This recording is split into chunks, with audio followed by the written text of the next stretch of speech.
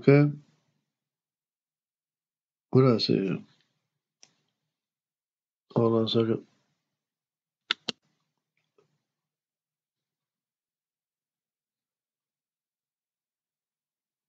All right, sounds good.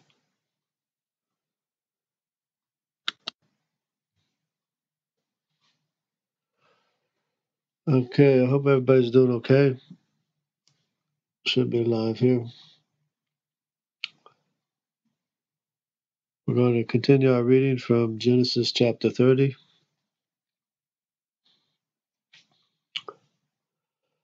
Now, when Rachel saw that she bore Jacob no children, she became jealous of her sister. And she said to Jacob, "Give me children, or else I die." Then Jacob's anger burned against Rachel, and said, "Am I in the place of God, who has withheld from you the fruit of the womb?" She said, "Here is my maid Bilhah. Go into her that she may bear on my knees, that through her I too may have children." So she gave him her maid Bilhah as a wife, and Jacob went into her. Bilhah conceived and bore Jacob a son. Then Rachel said, "God has vindicated me and has inclined, or indeed heard my voice, and has given me a son. Therefore she named him Dan, which means judgment." Rachel's maid Bilhah conceived again and bore Jacob a second son. So Rachel said, "With mighty wrestlings I have wrestled with my sister, and I have indeed prevailed." And she named him Naphtali. When Leah saw that she had stopped bearing, she took her maid Zilpah and gave her to Jacob as a wife. Leah's maid Zilpah bore Jacob a son. Then Leah said, "How fortunate!" So she named him Gad. Leah's maid Zilpah bore Jacob a second son, and Leah said, "Happy am I, for women will call me happy." So she named him Asher. Now in the days of wheat harvest, Reuben went and found mandrakes in the field, and brought them to his mother Leah. Then Rachel said to Leah, "Please give me some of your son's mandrakes." But she said to her, "Is it a small matter for you to take my husband, and you take my son's mandrakes also?" So Rachel said, "Therefore he may lie with you tonight in return for your son's mandrakes." When Jacob came in from the field in the evening, then Leah went out to meet him and said, "You must come in to me, for I have surely hired you with my son's mandrakes." So he lay with her that night. God gave heed to Leah. She conceived and bore Jacob a fifth son. And Leah said, "God has given me my wages because I gave my maid to my husband." So she named him Issachar.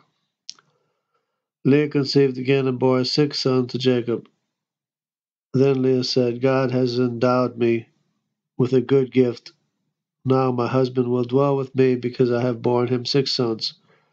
So she named him Zebulun. Afterwards she bore a daughter and named her Dinah. Then God remembered Rachel, and God gave heed to her and opened her womb. So she conceived and bore a son and said, "God has taken away my reproach." She named him Joseph, saying, "May the Lord give me another son." Now it came about when Rachel had borne Joseph that Jacob said to Laban, "Send me away that I may go to my own place and to my own country. Give me my wives and my children for whom I have served you. Let me depart, for you yourself know my service which I have rendered you." But Laban said to him, "Now if it pleases you, stay with me. I have divined that the Lord has blessed me on your account." He continued, "Name me your wages and I will give it." But he said to him, "You yourself know how I have served you, and how your cattle have fared with me, for you had little before I came, and it has increased to a multitude, and the Lord has blessed you wherever I turned. But now when shall I provide for my own household also? So he said, What shall I give you? And Jacob said, You shall not give me anything if you will do this one thing for me. I will again pasture and keep your flock. Let me pass through your entire flock today, removing there every speckled and spotted sheep, every black one among the lambs, and the spotted and speckled among the goats, and such shall be my wages. So my honesty will answer for me later when you come concerning my wages. Every one that is not speckled and spotted among the goats and black among the lambs, if found with me, will be considered stolen. Laban said, Good, let it be according to your word. So he removed on that day the striped and spotted male goats and all the speckled and spotted female goats, every one within it, and all the black ones among the sheep, and gave them into the care of his son. And he put a distance of 3 days' journey between himself and Jacob fed the rest of Laban's flock. Then Jacob took fresh rods of poplar and almond and plane trees, and peeled white stripes in them, exposing the white which was in the rods. He set the rods which he had peeled in front of the flocks in the gutters, even in the watering troughs, where the flocks came to drink, and they mated when they came to drink. So the flocks mated by the rods, and the flocks brought forth striped and speckled and spotted. Jacob separated the lambs and made the flocks face toward the striped, and all the black in the flock of Laban. And he put his own herds apart, and did not put them with Laban's flock. Moreover, whenever the stronger of the flock were mating, Jacob would place the rods in the sight of the flock in the gutters, so that they might mate by the rods. When the flock was feeble, he did not put them in, so the feebler were Laban's and the stronger Jacob's. So the man became exceedingly prosperous, and had large flocks and female and male servants and camels and donkeys. Okay, there's some discussion over that as to whether or not it has anything to do, and maybe it does have something significant, and we wouldn't know about it. Okay, now Jacob heard the words of Laban's son, saying, Jacob has taken away all that was our father's, and from what belonged to our father he has made all his wealth. Jacob saw the attitude of Laban, and behold, it was not friendly toward him as formerly. Then the Lord said to Jacob, Return to the land of your fathers and to your relatives, and I will be with you. So Jacob called Rachel and Leah to his flock in the field, and said to them, I see your father's attitude, that it is not friendly toward me as formerly, but the God of my father has been with me. You know that I have served your father with all my strength, yet your father has cheated me and changed my wages 10 times. However, God did not allow him to hurt me. If he spoke thus, the speckled shall be your wages, then all the flock brought forth speckled. And if he spoke thus, the striped shall be your wages, then all the flock brought forth striped. Then God has taken away your father's livestock and given them to me. And it came about at the time when the flock were mating, that I lifted up my eyes and saw in a dream, and behold, the male goats which were mating were striped, speckled, and mottled. Then the angel of God said to me in a dream, Jacob. And I said, Here I am. He said, Lift up your eyes and see that all the male goats which are mating are striped, speckled, and mottled. For I have seen all that Laban has been doing to you. I am the God of Bethel, the house of God, where you anointed a pillar, where you made a vow to me. Now arise, leave this land, and return to the land of your birth. Rachel and Leah said to him, Do we still have any portion or inheritance in our father's house?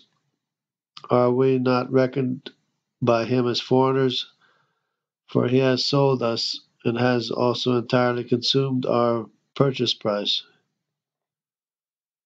Surely all the wealth which God has taken away from our father belongs to us and our children.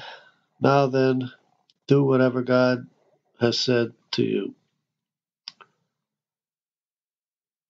Then Jacob arose and put his children and his wives upon camels, and he drove away all his livestock and all his property which he had gathered, his acquired livestock which he had gathered in Padan Aram, to go to the land of Canaan to his father Isaac.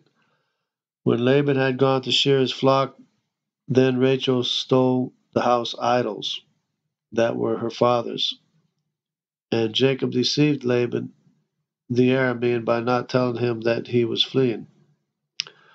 So he fled with all that he had, and he arose and crossed the Euphrates River and set his face toward the hill country of Gilead.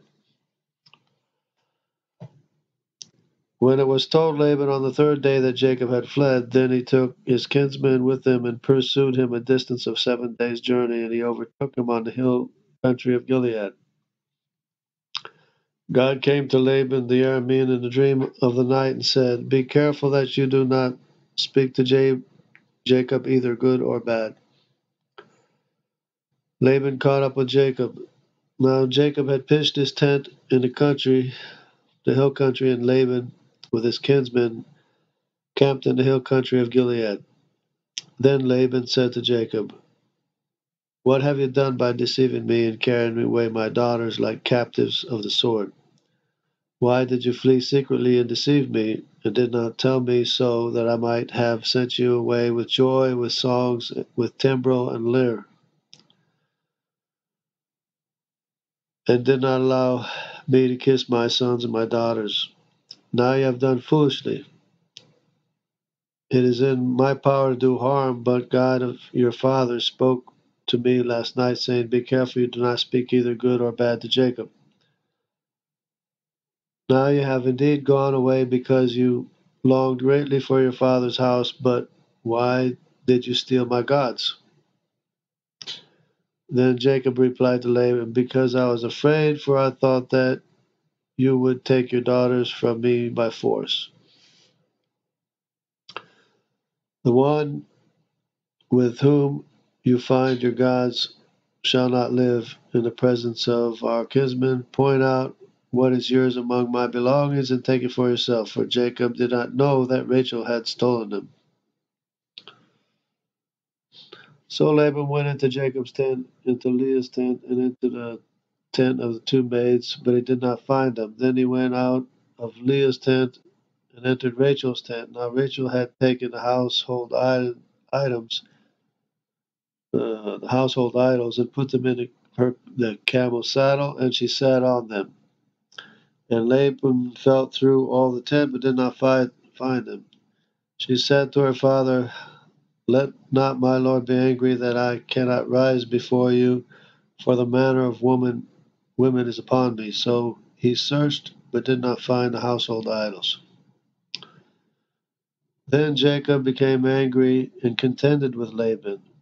And Jacob said to Laban, What is my transgression, what is my sin that you have hotly pursued me, though you have felt through all my goods? What have you found of all your household goods? Set it here before my kinsmen and your kinsmen, that they may decide between us two.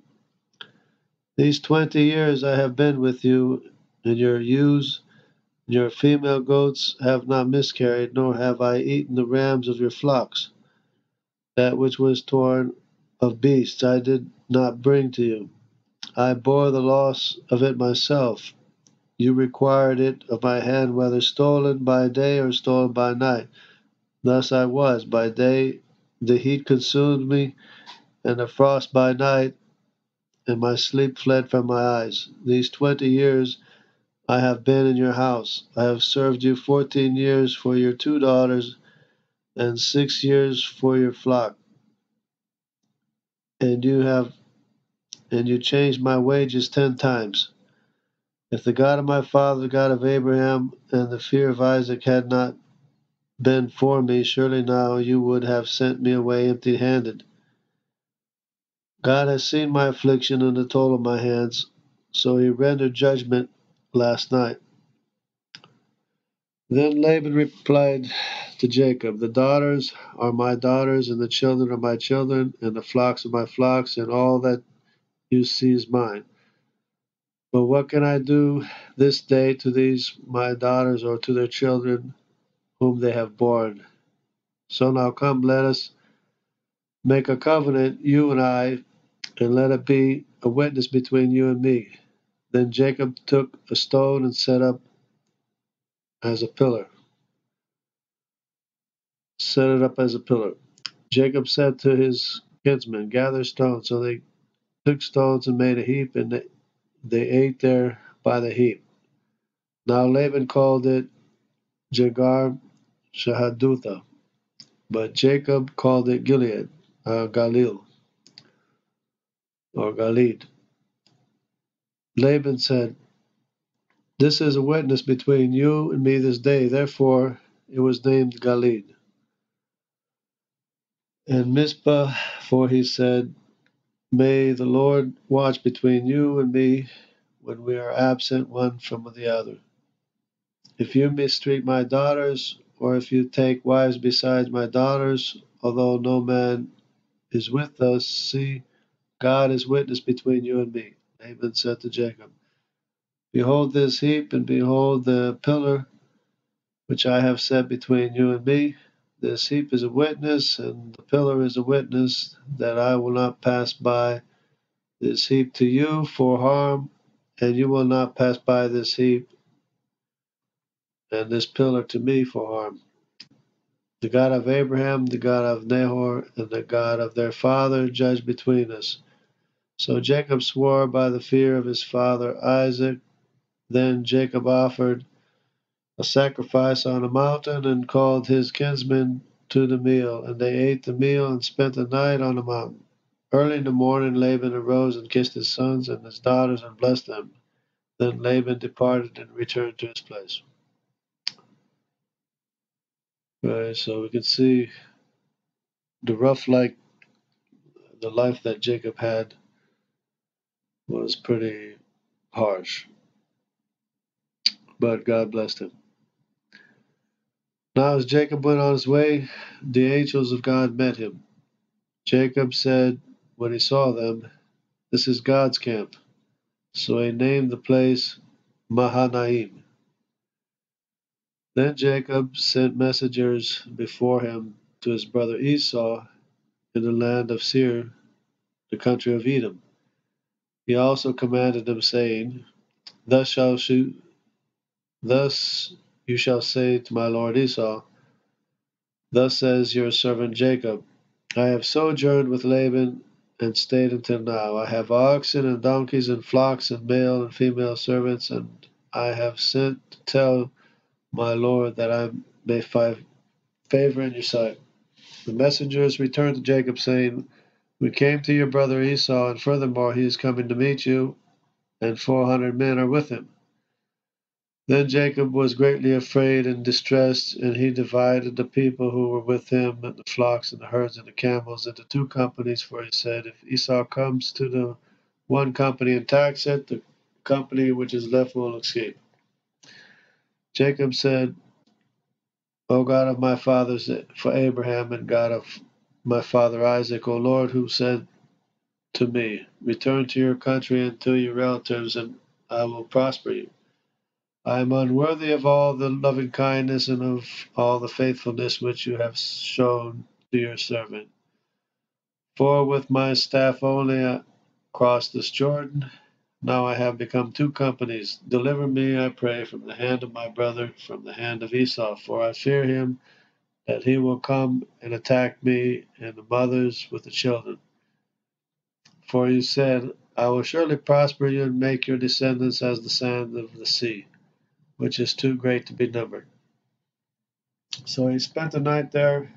Then he selected from what he had with him a present for his brother Esau 200 female goats and 20 male goats, 200 ewes and 20 rams, 30 milking camels and their colts, 40 cows and 10 bulls, 20 female donkeys and 10 male donkeys.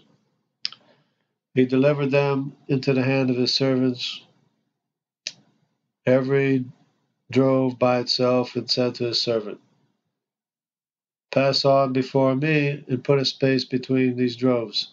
He commanded the one in front, saying, When my brother Esau meets you and asks you, saying, To whom do you belong, and where are you going, and to whom do these animals in front of you belong? Then you shall say, These belong to your servant Jacob. It is a present sent to my lord Esau. And behold, he is behind us. Then he commanded also a second and third, and all those who followed the drove, saying, After this manner you shall speak to Esau when you find him, and you shall say, Behold, your servant Jacob also is behind us. For he said, I will appease him with the present that goes before me. Then afterward I will see his face, perhaps he will accept me. So the present passed on before him, while he himself spent the night in the camp. Now he arose the same night and took his 2 wives and his 2 maids and his 11 children, and crossed the ford that is Jabbok. 11 children, because we still don't have Benjamin. He took them and set them across the stream, and he sent them whatever he had. Okay.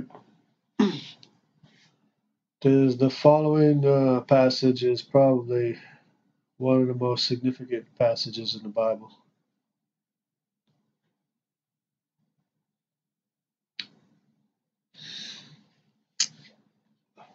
Then Jacob was left alone, and a man wrestled with him until daybreak.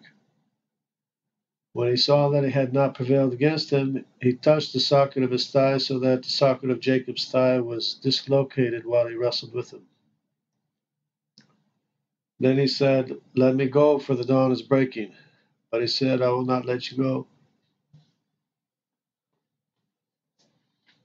unless unless you bless me. So he said to him, What is your name? And he said, Jacob. He said, Your name shall no longer be Jacob, but Israel, for you have striven with God, with men have prevailed. Then Jacob asked him, saying, Please tell me your name. But he said, Why is it you ask my name?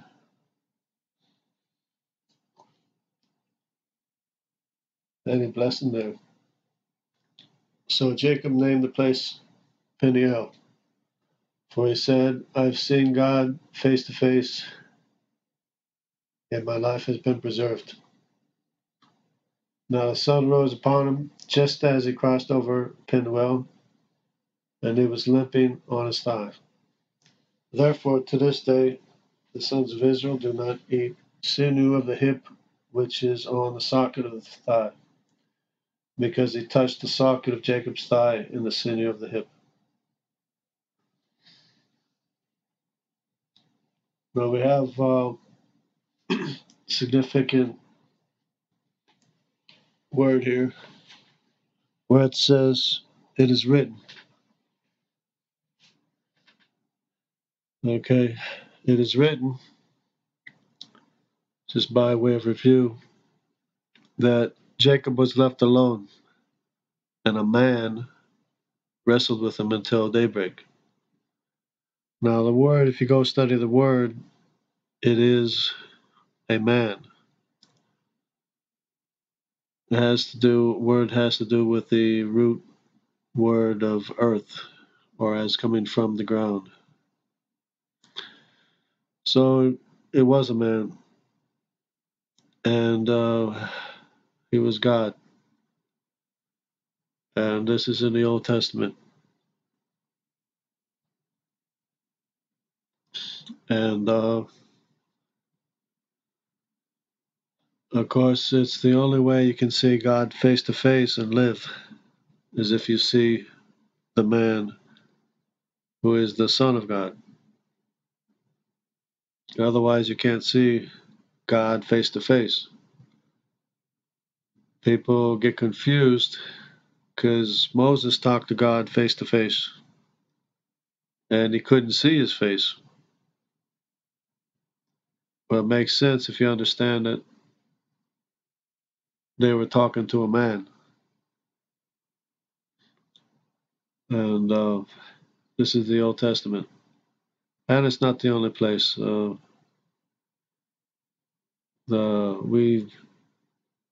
We just saw not too long ago the mother of Ishmael, Hagar.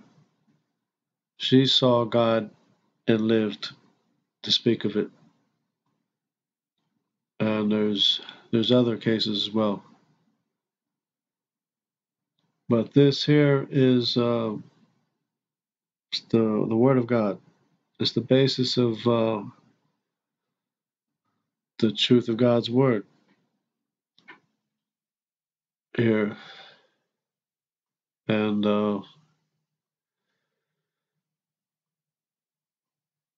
he's the man who gave Israel his name. He's the man who gave Israel the name of Israel. So Israel today has a name that was given to him by a man who is recognized as God,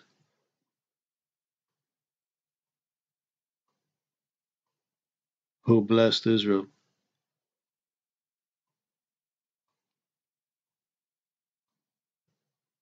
who became the servant of God.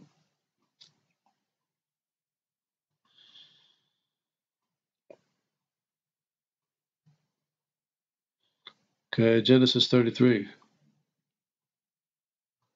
Then Jacob lifted his eyes and looked, and behold, Esau was coming with 400 men with him. So he divided the children among Leah and Rachel and the two maids. And he put the maids on their children in front, and Leah and her children next, and Rachel and Joseph last.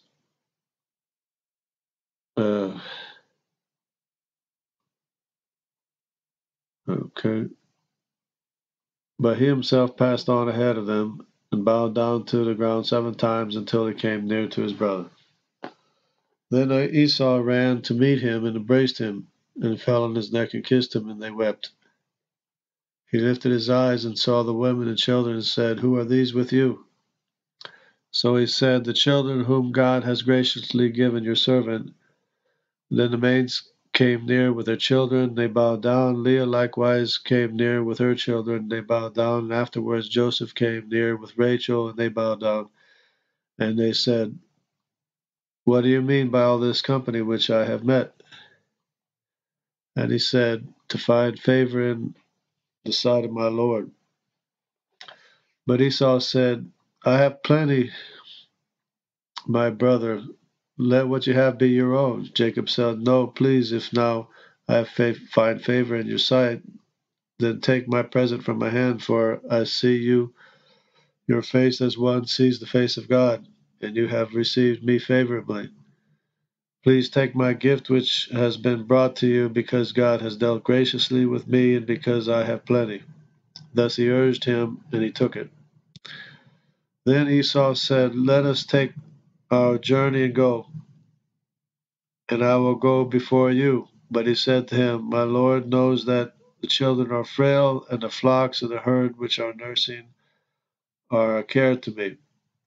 And if they are driven hard one day, all the flocks will die. Please let my lord pass on before his servant, and I will proceed at my leisure according to the pace of the cattle that are before me, according to the pace of the children, until I come to my lord at Seir." Esau said, "Please let me leave with you some of the people who are with me." But he said, "What need is there? Let me find favor in the sight of my lord." So Esau returned that day on his way to Seir. Jacob sojourned to Succoth and built himself a house made of booths for his livestock. Therefore the place is named Succoth, which is a booth. Now Jacob came safely to the city of Shechem, which is in the land of Canaan, and he came from Padan Aram, and camped before the city. He bought the piece of land where he had pitched his tent from the hands of the sons of Hamor, Shechem's father, for 100 pieces of money. Then he erected an altar and called it El Elo Israel. Okay, so now we're talking about Israel.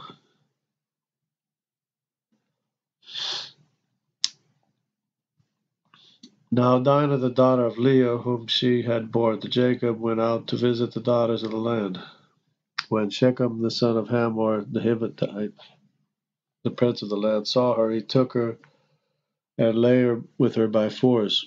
He was deeply attracted to Dinah, the daughter of Jacob, and he loved the girl and spoke tenderly to her. So Shechem spoke to his father Hamor, saying, "Give me this young girl for a wife." Now Jacob heard that he had defiled Dinah, his daughter, but his sons were with his livestock in the field, so Jacob kept silent until they came in. Then Hamor, the father of Shechem, went out to Jacob to speak with him. Now the sons of Jacob came in from the field when they heard it, and the men were grieved. They were very angry because he had done a disgraceful thing in Israel by lying with Jacob's daughter. For such a thing ought not to be done. But Hamor spoke with him, saying, "The soul of my son Shechem longs for your daughter. Please give her to him in marriage. Intermarry with us. Give your daughters to us, and take our daughters for yourself. Thus shall you live with us, and the land shall be open before you. Live and trade in it, and acquire property in it." Shechem also said to her father and to her brothers, "If I find favor in your sight, then I will give whatever you say to me. Ask me ever so much bridal payment and gift, and I will give it according as you say to me. But give me the girl in marriage." But Jacob's son answered Shechem and his father Hamor with deceit, because he had defiled Dinah their sister. They said to them, "We cannot do this thing to give our sister to one who is uncircumcised, for that would be a disgrace to us. Only on this condition will he consent to you, if you will become like us, and that every male of you be circumcised. Then we will give our daughters to you, and we will take your daughters for ourselves, and we will live with you and become one people. But if you will not listen to us to be circumcised, then we will take our daughter and go." Now their words seemed reasonable to Hamor and Shechem, Hamor's son. The young man did not delay to do the thing, because he was delighted with Jacob's daughter. Now he was more respected than all the household of his father. So Hamor and his son Shechem came to the gate of the city and spoke to the men of the city, saying, "These men are friendly with us, therefore let them live in the land, trade in it. For behold, the land is large enough for them. Let us take their daughters in marriage and give our daughters to them. Only on this condition will the men consent to live with us, to become one people, that every male among us be circumcised as they are circumcised. Will not their livestock and their property and all their animals be ours? Only let us consent to them, and they will live with us. All who went out of the gate of the city listened to Hamor and to his son Shechem, and every male was circumcised, all who went out of the gate of the city. Now it came about on the third day, when they were in pain, that two of Jacob's sons, Simeon and Levi, Dinah's brothers, each took his sword and came upon the city unawares, and killed every male. They killed Hamor, his son Shechem, with the edge of the sword, and took Dinah from Shechem's house, and went forth. Jacob's sons came upon the slain and looted the city, because they had defiled their sister. They took their flocks and their herds and their donkeys, that which was in the city, and that which is in the field. They captured and looted all their wealth, and all their little ones and their wives, even all that was in the houses. Then Jacob said to Simeon and Levi, You have brought trouble on me by making me odious among the inhabitants of the land, among the Canaanites and the Perizzites. And my men being few in number, they will gather together against me and attack me, and I will be destroyed, I and my household. But they said, Should he treat our sister as a harlot?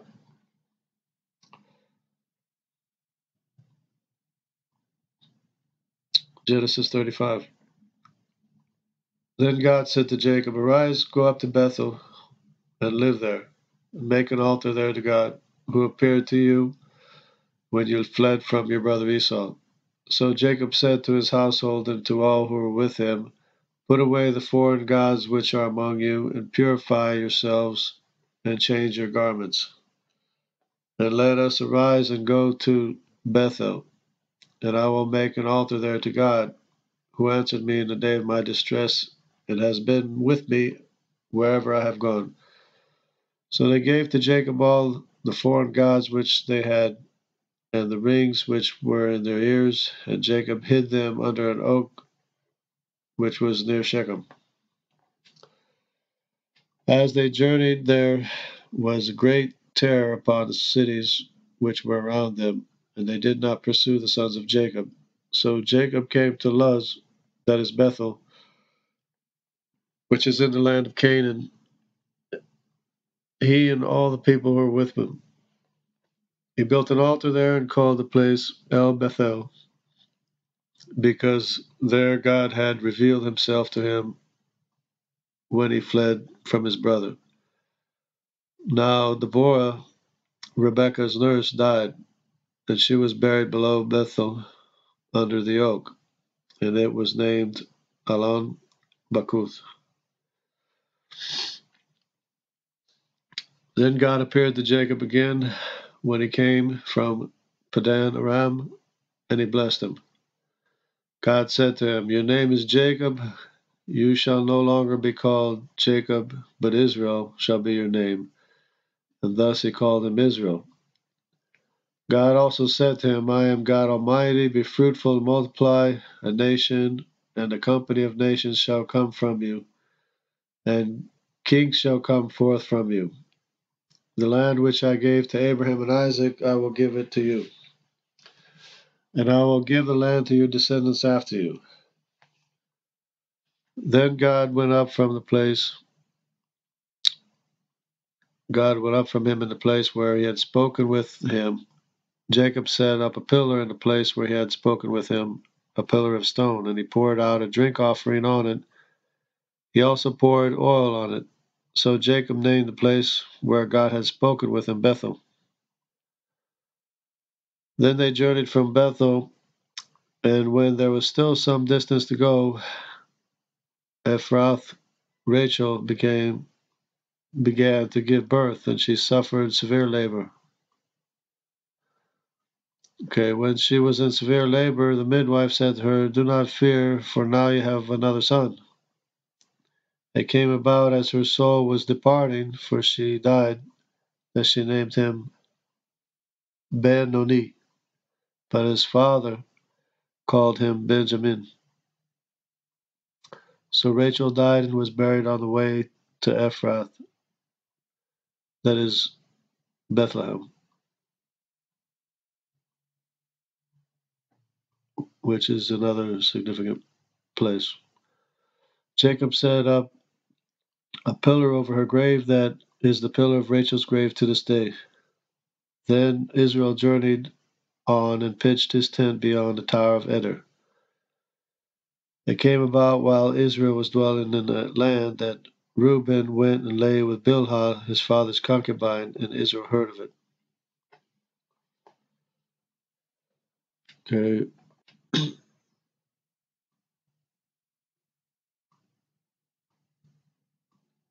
Yeah, there's going to be some prophecy about Bethlehem, Ephrathah,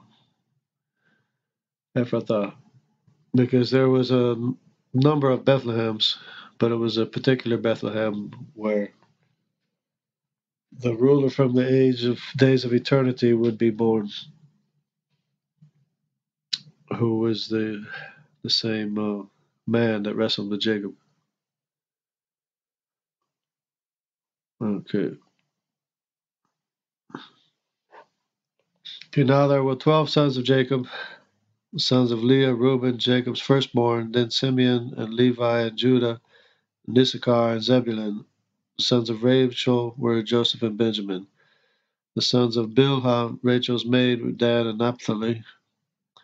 Sons of Zilpah, Leah's maid, Gad and Asher. These are the sons of Jacob who were born to him in Padan Aram.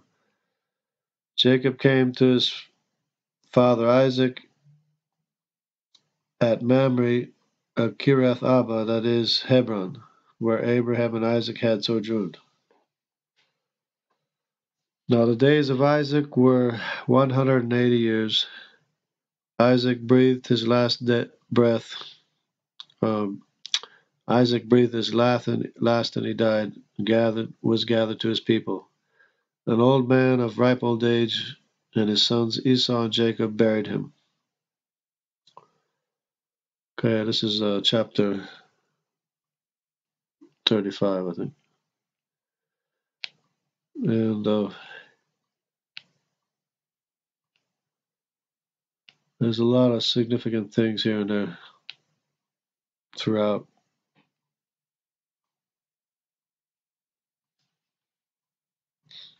But let's see what's going on, if anything's going on here.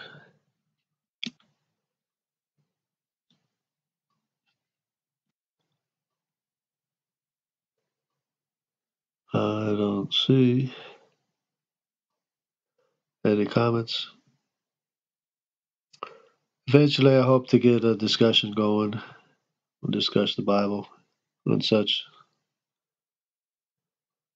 So, if there's no questions,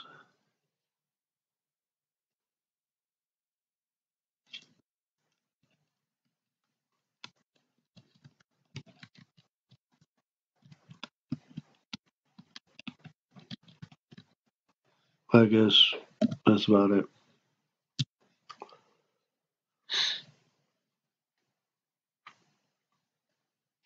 Okay, so I hope everybody's doing well and growing in the Lord, growing in truth, and be blessed. If I can find switched here.